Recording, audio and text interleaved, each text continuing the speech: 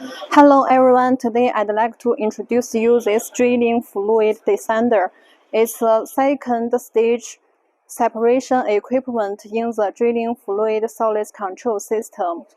It mainly consists of two sets of 10-inch cyclo assemblies, pump inlet manifold, pump outlet manifold, and the bracket assembly. The drilling fluid firstly passes through the sand pump and is pumped from the mud inlet into the cyclone. Due to the pump pressure, the mud rotates at high speed in the cyclone. By centrifugal force, the liquid and solid in the drilling fluid are stratified. Subsequently, the solid particles are separated from the cyclone. The bottom of the cyclone is discharged, and the liquid phase overflows from the upper part of the cyclone.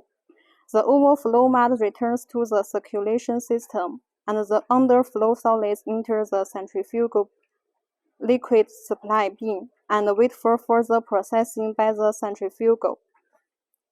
Our drilling fluid desander can remove harmful solids above 44 microns, improve drilling fluid performance, and increase drilling efficiency.